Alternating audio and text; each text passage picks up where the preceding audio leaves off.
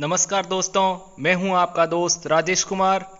आपके ही अपने YouTube channel general information with R K में आपका स्वागत है।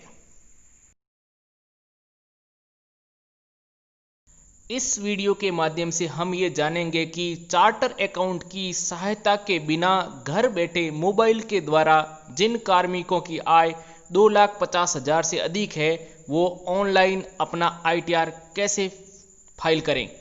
दोस्तों, इससे पहले अभी तक आपने मेरा चैनल सब्सक्राइब नहीं किया है तो चैनल सब्सक्राइब करें, नोटिफिकेशन बेल को प्रेस करें ताकि नया वीडियो अपलोड होते ही आपको इन्फॉर्मेशन मिल जाए।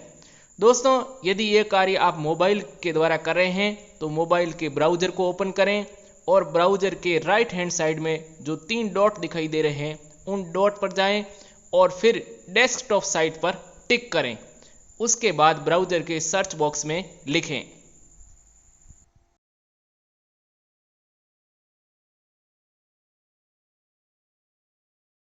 सर्च बॉक्स में लिखें income tax India e-filing.gov.in। Income tax India e-filing.gov.in। इसका लिंक मैं आपको डिस्क्रिप्शन बॉक्स में दे दूंगा और आप डिस्क्रिप्शन बॉक्स ओपन करके लिंक पर क्लिक करके सीधे इस साइट पर पहुंच सकते हैं।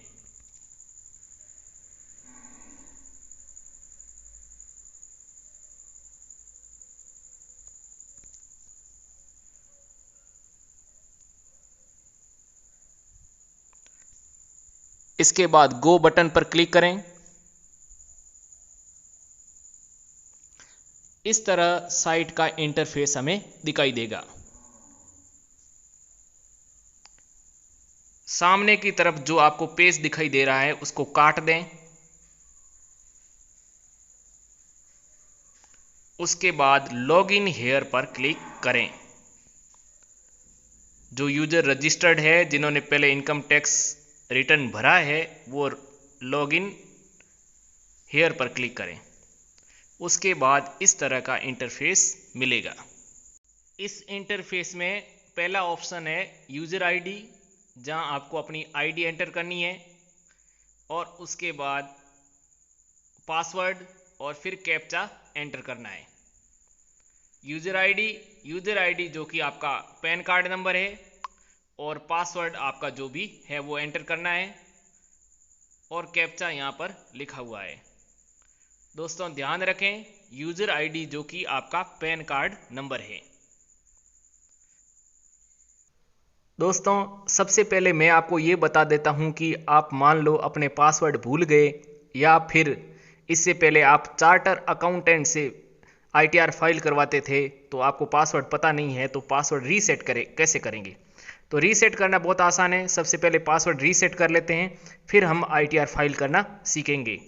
रीसेट करने के लिए सबसे पहले आपको यूज़र आईडी में आपके पैन कार्ड नंबर डालने हैं। जो भी आपका पैन कार्ड नंबर है वो पैन कार्ड नंबर एंटर करना है। मैंने यहाँ पर पैन कार्ड नंबर ब्लर्ड कर दिए हैं क्योंकि मैं आपको मेरे पैन कार्ड नंबर शो नहीं करना चाहता हूँ।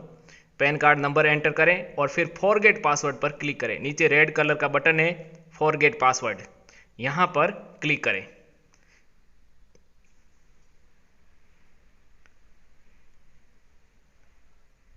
पैन कार्ड नंबर एंटर करने हैं, फिर फॉरगेट पासवर्ड पर क्लिक करना है। इसके बाद फॉरगेट पासवर्ड पर क्लिक करना है, यहाँ रिक्वेस्ट OTP पर क्लिक करना है। Request OTP then forget password.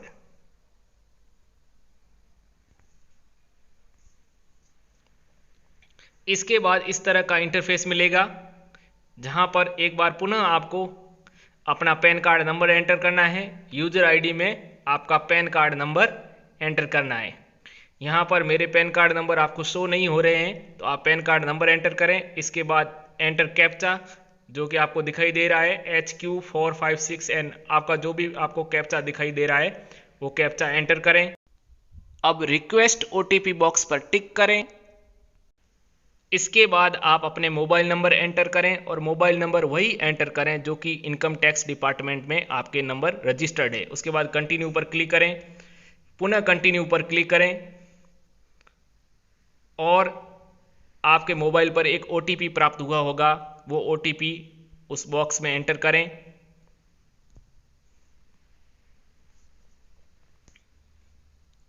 मुझे OTP मिल चुका है और मैं OTP एंटर कर देता हूं। इसके बाद वैलिडेट पर क्लिक करें। फिर इसके बाद यूजर आईडी आपकी एंटर्ड है पहले से ही, और सिलेक्ट ऑप्शन में आप लिखें यूजिंग आधार OTP। यूजिंग आधार OTP और कंटिन्यू पर क्लिक करें और जनरेट आधार OTP पर क्लिक करें। यहां पर आपको एक मोबाइल में OTP प्राप्त होगा आधार की तरफ से, और वो OTP एंटर करें। अब आपको आधार की साइट से एक OTP प्राप्त हुआ होगा, वह OTP आधार OTP वाले बॉक्स में एंटर करें।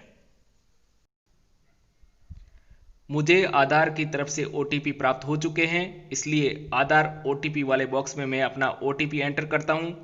आप भी ऐसे ही करें और इसके बाद एंटर न्यू पासवर्ड वाले बॉक्स में जो सामने इंस्ट्रक्शंस दिए हुए हैं उसके अकॉर्डिंग पासवर्ड जनरेट करें, और ध्यान रखें कि पासवर्ड इन इंस्ट्रक्शंस के अकॉर्डिंग हो और स्ट्रॉन्ग पासवर्ड हो।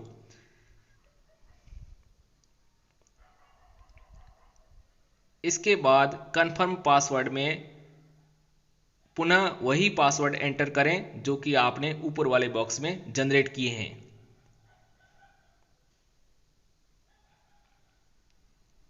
इसके बाद आई एग्री वाले बॉक्स पर टिक करें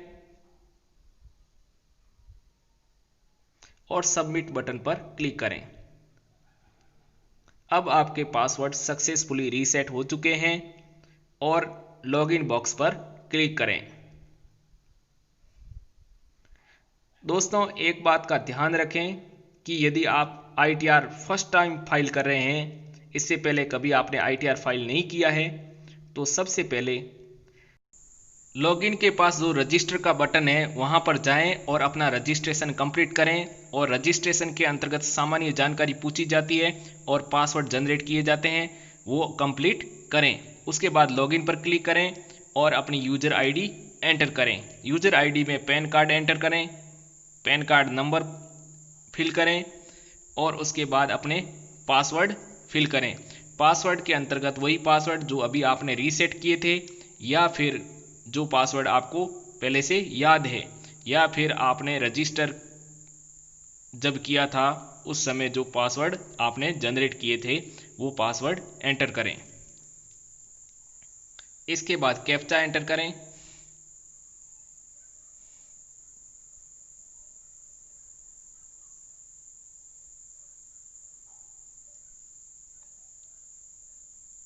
कैप्चा एंटर करने के बाद लॉगिन बटन पर क्लिक करें। लॉगिन होने पर इस तरह का इंटरफेस हमें मिलेगा।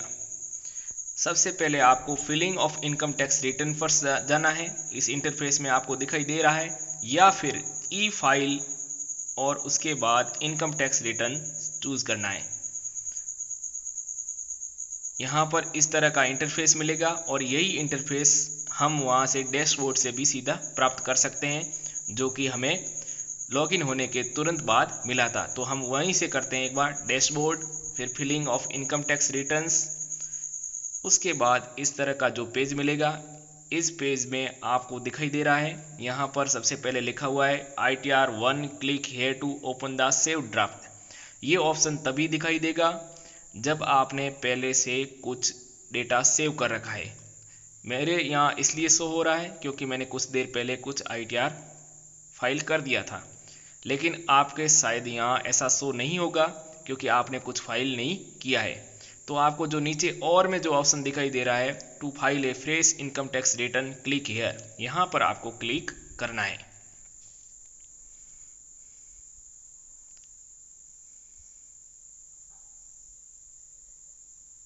To file a fresh income tax return यहाँ पर क्लिक करना है। आपका पैन कार्ड नंबर शो होगा। उसके बाद असेसमेंट ईयर, जो भी आपका असेसमेंट ईयर फॉर्म नंबर 16 में आपको दिया है वो चूज करें, फिर ITR 1 करें। यहाँ पर यदि आप फर्स्ट टाइम ITR भर रहे हैं, यानी कि आप एकदम फ्रेश ITR भर रहे हैं, तो ITR 1 चूज़ करना है और online original revise return fill करना है फिलिंग टाइप में, और यहाँ prepare and submit online select करना है। इसके बाद नीचे की तरफ आपको अपने अकाउंट नंबर शो होंगे।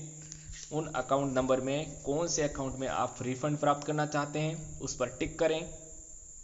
जितने भी अकाउंट नंबर आपने सेव कर रखे हैं वो शो होंगे, और जिसमें आप रिफंड प्राप्त करना चाहते हैं उस पर टिक लगाएं और फिर आगे टिक लगाएं, फिर कंटिन्यू पर क्लिक करें। इसके बाद आपके सामने कुछ इंस्ट्रक्शंस नज़र आएंगे। इन इंस्ट्रक्शंस को ध्यान से पढ़ लें, समझ लें और उसके बाद आगे करें। फॉरवर्ड का बटन दिया हुआ है, ऊपर और नीचे दोनों तरफ है, आप कहीं से भी फॉरवर्ड कर सकते हैं। फॉरवर्ड करने के बाद पार्ट ए में आपको जनरल इन्फॉर्मेशन दिखाई देगी। यहाँ पर जनरल इन्फॉर्मेशन मैंने हाइड कर दी है, तो आप अपनी जनरल इन्फॉर्मेशन यहाँ से देख पाएंगे।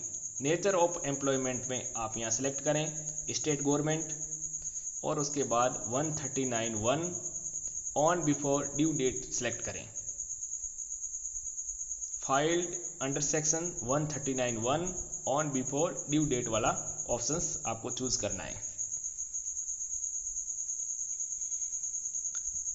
इसके बाद यहाँ पर नो का ऑप्शन चूज करें और सेव एज ड्राफ्ट करें।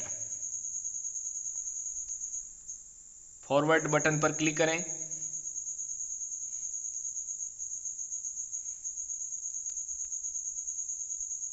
इस बॉक्स में आपको कुछ नहीं भरना है, और यहाँ पर सैलरी एज पर सेक्शन 17(1) जो कि आपके फॉर्म नंबर 16 में दिया हुआ है, वहाँ से देखकर फिल करें। सैलरी एज पर सेक्शन 17(1) ये कॉलम अपने फॉर्म नंबर 16 में देखें और वहाँ से देखकर यहाँ पर भरें। जो भी वहाँ दिया हुआ है, जो भी डेटा, वो डेटा वहाँ से देखें और यहाँ पर कॉपी करें। ये फॉर्म 16 की मैंने आपके सामने कॉपी लगा रखी है, और इस कॉपी में से आपको देखकर भरना है।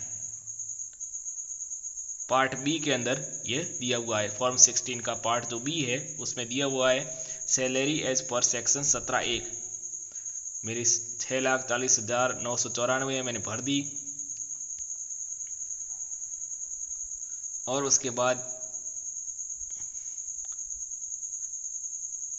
17(2) और 17(3) में 00 है, तो मैंने 0 भर दिया है।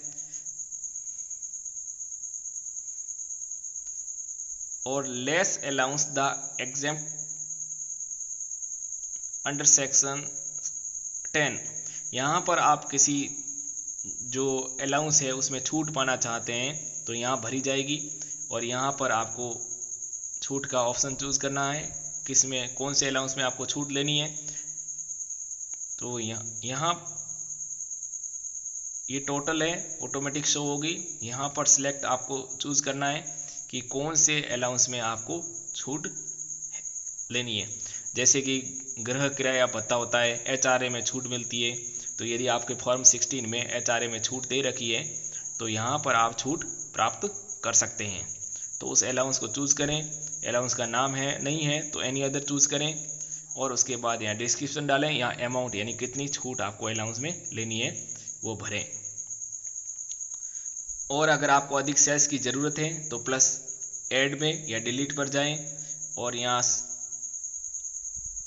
आप ऐड कर सकते हैं, डिलीट कर सकते हैं, और उन सेल्स को जोड़ें। जैसे आप इसको फिल करने के बाद सेकंड सेल्स जोड़ सकते हैं। यहाँ पर आपकी नेट सैलरी आ चुकी है 6,40,994, और यहाँ पर डिडक्शन जो कि स्टैंडर्ड डिडक्शन है 50,000 वो ऑटोमेटिक आ गया है, आपको कुछ नहीं करना है। डिडक्शन अंडर सेक्शन 16 50,000 ऑटोमेटिक आएगा, आपको कुछ नहीं करना है। Income chargeable under the head of salaries 5,90,994 automatic हो गया है, कुछ नहीं करना है। यहाँ पर टाइप ऑफ हाउस प्रॉपर्टी में आपको करना है सेल्फ ऑक्यूपिड, यानी कि आपको घर से किसी तरह का कोई इनकम प्राप्त नहीं होती है तो सेल्फ ऑक्यूपिड आप करें। यदि किसी तरह की आय प्राप्त होती है तो आप भर सकते हैं, और जो भी यहाँ पे कॉलम दिए हुए हैं वो भर सकते हैं।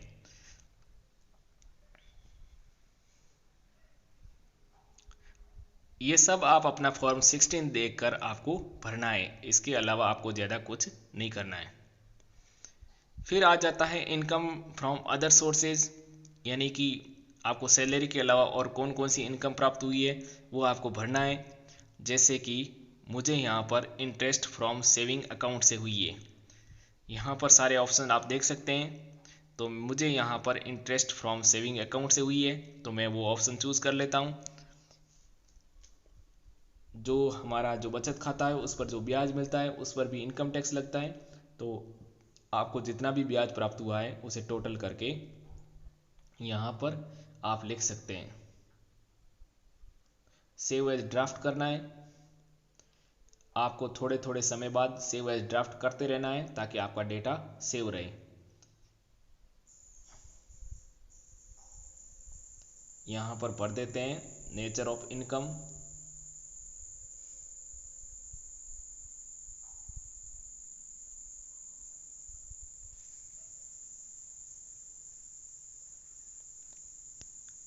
Interest from income saving account, saving account से किसी तरह की इनकम प्राप्त हुई है तो वो भर दें।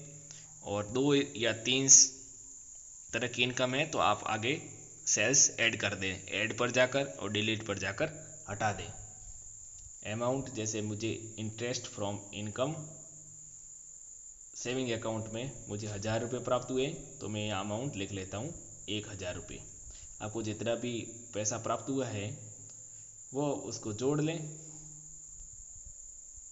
और यहाँ सेल्स में एक डिलीट कर देता हूँ कि मुझे एक ही तरह की इनकम प्राप्त हुई है और किसी तरह की इनकम प्राप्त नहीं हुई है।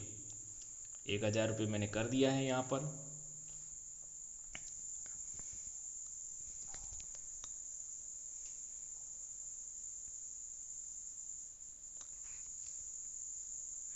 यहाँ पर आपको जितने तरह की भी इनकम प्राप्त होती है वो आपको लिखनी है। अब आप देख पा रहे हैं ग्रॉस टोटल है जो कि इनकम हो गई है 5,91,994, जबकि मेरे फॉर्म 16 में 5,90,000 ही है, लेकिन मैंने यहाँ 1000 रुपये एक और जोड़ दिए हैं क्योंकि मुझे वो एक्स्ट्रा इनकम प्राप्त हुई है।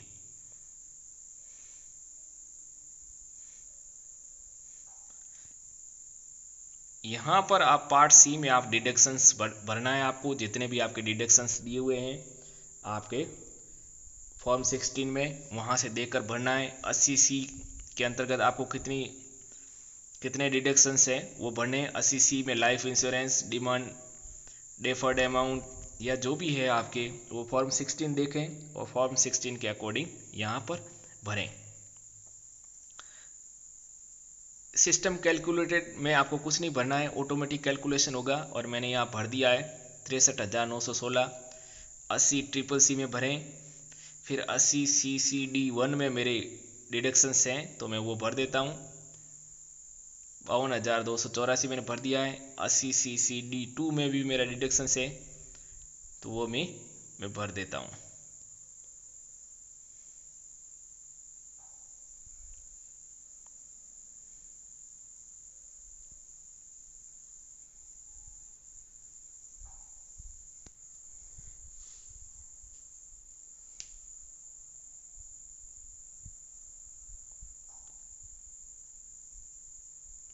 इसके बाद ये जितने भी 80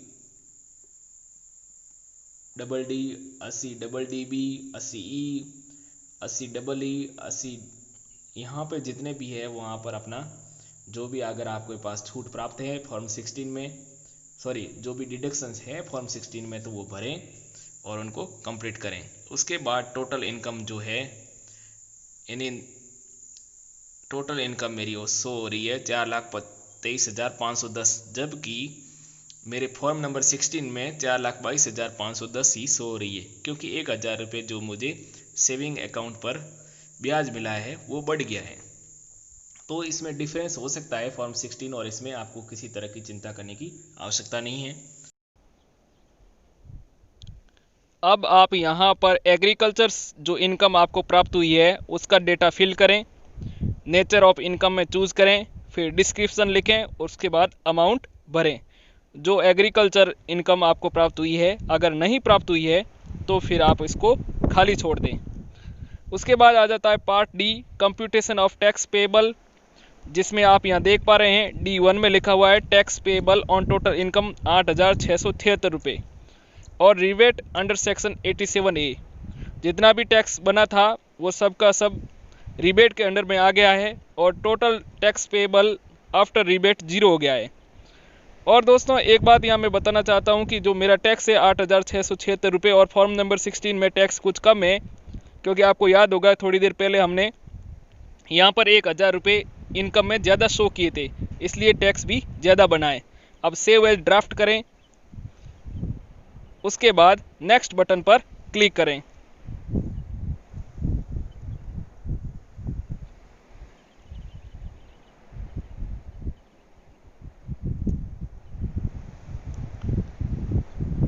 अब दोस्तों आगे के पेज में आप देख पा रहे हैं details of tax deducted at source from salary, यानी TDS की डिटेल है जो आपके DDO ने आपकी सैलरी पर TDS काटा है। तो यहाँ पर देख पा रहे हैं मेरे दो अलग अलग DDO ने कुल 2,000 रुपये सैलरी से काटे हैं। इसके बाद यहाँ पर आपकी कोई और टैक्स हो, जैसे कि आपने सैलरी के अलावा कोई टैक्स जमा कराया है चालान के द्वारा, तो यहाँ पर आप डिटेल भर सकते हैं और उसके बाद सेव एज ड्राफ्ट करें और फिर नेक्स्ट बटन पर क्लिक करें। यहाँ पर आपको ज़्यादा कुछ नहीं करना है, अपने सेविंग अकाउंट पर टिक मार्क करना है। सेविंग अकाउंट की इन्फॉर्मेशन आएगी, बाकी जो डिटेल भरी हुई है उसमें आपको छेड़छाड़ नहीं करनी है। जो सेविंग अकाउंट की इन्फॉर्मेशन है उसमें आपको एक पर टिक करना है और उसके बाद यहाँ पर सेल्फ सिलेक्ट करना है।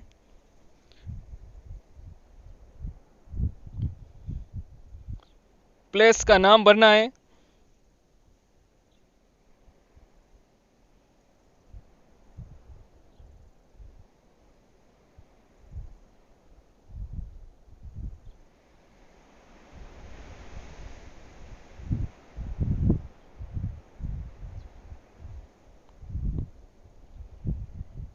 उसके बाद I would like to e verify, जो फर्स्ट ऑप्शन है उस पर टिक करना है।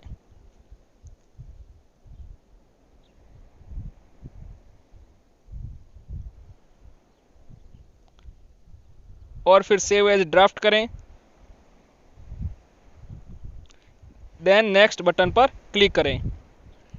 दोस्तों यहाँ पर जो आपने इन्वेस्टमेंट किया है उसकी डिटेल आपको भरनी है। अगर किसी तरह का इन्वेस्टमेंट है तो आप उसको देखें। 80C में लाइफ इंश्योरेंस आदि आते हैं तो वो देख लें। आपका जिस तरह का इन्वेस्टमेंट आपने किया है उसकी कंप्लीट डिटेल भरें और फिर सेव एज ड्राफ्ट करें।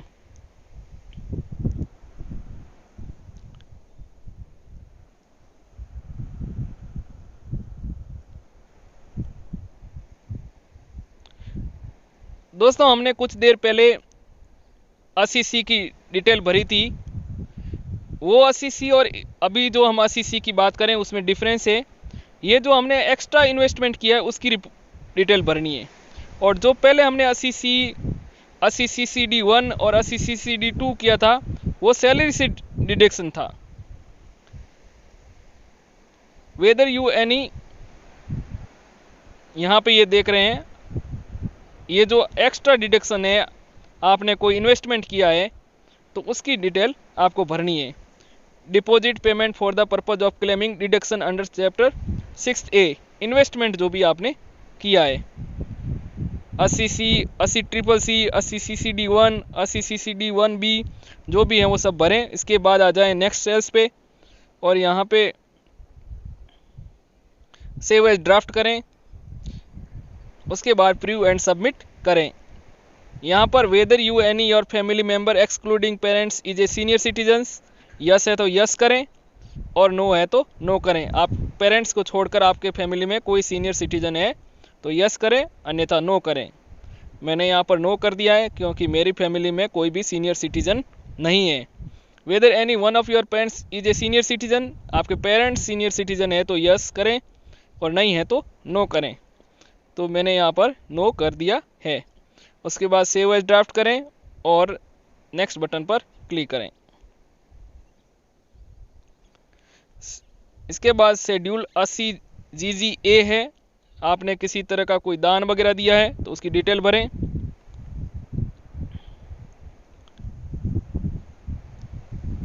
यहाँ पर आप नो करें।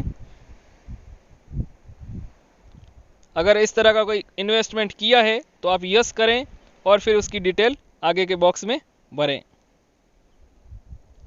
टाइप ऑफ हाउस प्रॉपर्टी में सेल्फ ऑक्यूपिड हमने अभी पहले किया था। यदि आप खुद ही अपना घर इस्तेमाल कर रहे हैं तो सेल्फ ऑक्यूपिड करें, और अगर आपका मकान किराए में दे रखा है तो उचित ऑप्शन चूज करें। Time to time data save as draft करें और फिर प्रीव्यू एंड सबमिट पर क्लिक करें।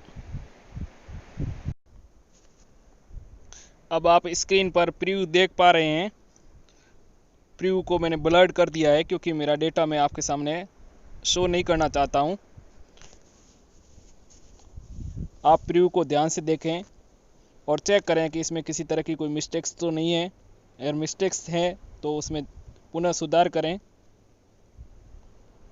इस तरह का प्रीव्यू आपको अपने डेस्कटॉप पर मिलेगा। इसके बाद click here to download the preview PDF, इसको डाउनलोड कर लें और सबमिट बटन पर क्लिक करें। अब दोस्तों एक बार हम पुनः इसका रिवीजन कर लेते हैं कि अभी तक हमने क्या क्या किया है। अगर आपको समझ में नहीं आया है तो अच्छी तरह समझ लें। इनकम टैक्स रिटर्न्स में जाएं, पहले ई फाइल फिर देन इनकम टैक्स रिटर्न्स। दोस्तों पहले ई फाइल पर जाना है, फिर इनकम टैक्स रिटर्न्स, फिर आपका जो सेव ड्राफ्ट होगा ITR 1, click here to open the save draft, वहाँ पर क्लिक करें और फिर कंटिन्यू पर जाएं, आई एग्री बटन पर क्लिक करें और कंटिन्यू करें। इसके बाद आपका डेटा आपके सामने होगा जो आपने फिल किया है। आप फर्स्ट पेज से स्टार्ट करें।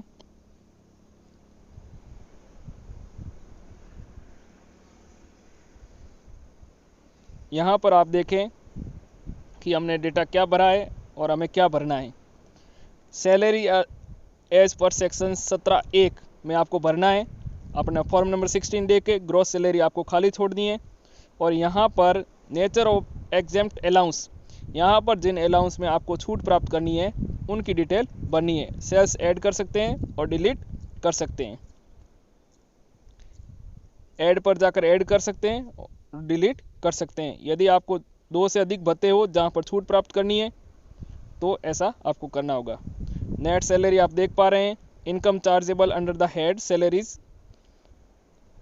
टाइप ऑफ हाउस प्रॉपर्टी में यदि आपको अपने घर से किसी तरह की आय प्राप्त नहीं होती है तो सेल्फ ऑक्यूपिड करें, और किसी तरह की इनकम प्राप्त होती है तो उचित ऑप्शन चूज करें और फिर जो इनकम प्राप्त होती है वो आगे के बॉक्स में भरें।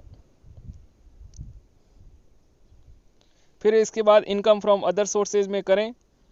जो भी आपको अदर सोर्सेज से जो इनकम प्राप्त हुई है, जैसे कि बचत खाते पर ब्याज या फिर पिछले वर्ष का जो ITR भरा था आपने उसमें रिफंड पे जो ब्याज मिला है, वो भी यहाँ पर ऑप्शन चूज कर आप उसमें डिटेल भर सकते हैं। फिर ग्रॉस टोटल इनकम आपकी यहाँ शो हो रही है। इसके बाद आप पार्ट C के अंदर डिडक्शन आप एंटर करें।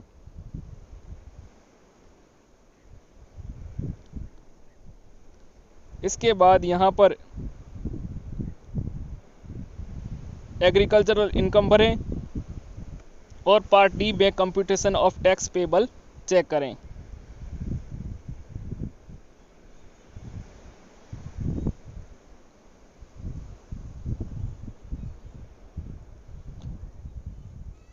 सेव एज ड्राफ्ट करें और फिर नेक्स्ट बटन पर क्लिक करें। यहाँ पर आपके TDS का ब्यौरा है और TDS का ब्यौरा चेक करें। और अगर आपने किसी तरह के चालान से कोई टैक्स जमा कराया है तो उसकी डिटेल भी एंटर करें। सेव एज ड्राफ्ट करें, देन नेक्स्ट बटन पर क्लिक करें। यहाँ पर आपको कुछ नहीं करना है ज़्यादा। आगे जो अकाउंट नंबर है उन अकाउंट नंबर के आगे एक टिक करना है जिसमें आपको रिफंड प्राप्त करना है। सेल्फ करें पहले इसका नाम भरें और I would like to e verify पर क्लिक करें। इसके बाद आपने यहाँ पर किसी तरह का इन्वेस्टमेंट किया है तो उसकी डिटेल भरें और save as draft, then next. यहाँ पर सीनियर सिटीजन्स की डिटेल भरें। आपकी फैमिली में कोई सीनियर सिटीजन्स है पेरेंट्स को छोड़कर तो यस करें, अन्यथा नो करें। और फिर उनके लिए कोई आपको टैक्स में छूट चाहिए तो वो भरें। यहाँ पर आपके पेरेंट्स यदि सीनियर सिटीजन है तो यस करें, अन्यथा नो करें। फिर save as draft, then next करें।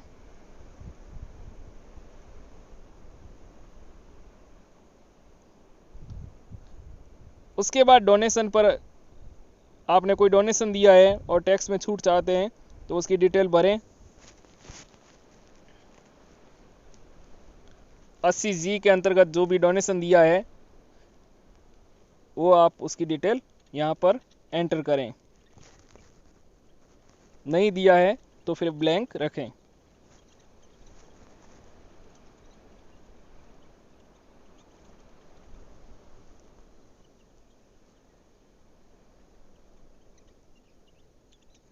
सेव एज ड्राफ्ट करें, देन नेक्स्ट पर क्लिक करें। उसके बाद आता है शेड्यूल 80GGA। यहाँ पर details of donation for scientific research और रूरल डेवलपमेंट में आपने किसी तरह का डोनेशन दिया है तो करें। फिर प्रीव्यू एंड सबमिट पर क्लिक करें। यहाँ पर नो करें और अगर इन्वेस्टमेंट है तो यस करें।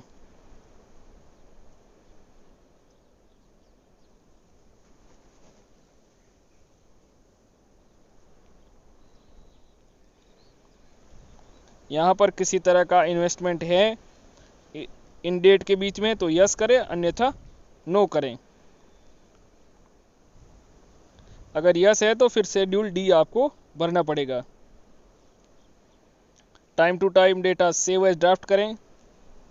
एग्रीकल्चरल इनकम है तो वो भरनी है और प्रीव्यू एंड सबमिट करें, ओके करें। अब आपके सामने आपका प्रीव्यू होगा। नीचे की तरफ आएं और सबमिट पर क्लिक करें और उसके बाद आधार ओटीपी चूज करें। आधार ओटीपी पर टिक लगाएं और कंटिन्यू पर क्लिक करें। अब आपको आधार की तरफ से एक ओटीपी रिसीव हुआ होगा, वो ओटीपी एंटर करें।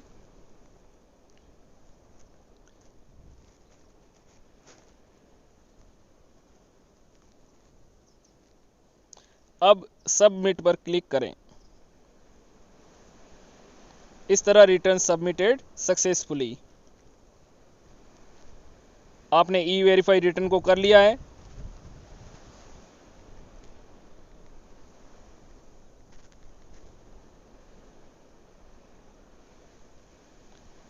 आप चेक कर सकते हैं कि आपका रिटर्न भरा गया है या नहीं भरा गया है।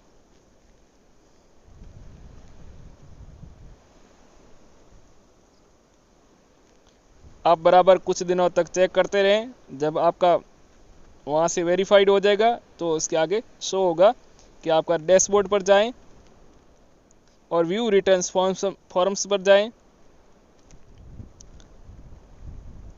इनकम टैक्स रिटर्न चूज करें और सबमिट पर क्लिक करें। इस तरह आपके सामने आपकी डिटेल आज तक जो आपने ITR भरे हैं उसकी होगी और यहाँ से आप देख सकते हैं। दोस्तों, अभी तक आपने मेरा YouTube चैनल सब्सक्राइब नहीं किया है तो सब्सक्राइब करें, नोटिफिकेशन बेल को प्रेस करें ताकि इस तरह के वीडियो आपको लगातार मिलते रहें। और दोस्तों, आपको वीडियो पसंद आया है तो लाइक शेयर ज़रूर करें और जितने भी शिक्षक ग्रुप हैं उन सभी ग्रुपों में इस वीडियो को ज़रूर शेयर करें ताकि सभी शिक्षक लाभान्वित हो सके।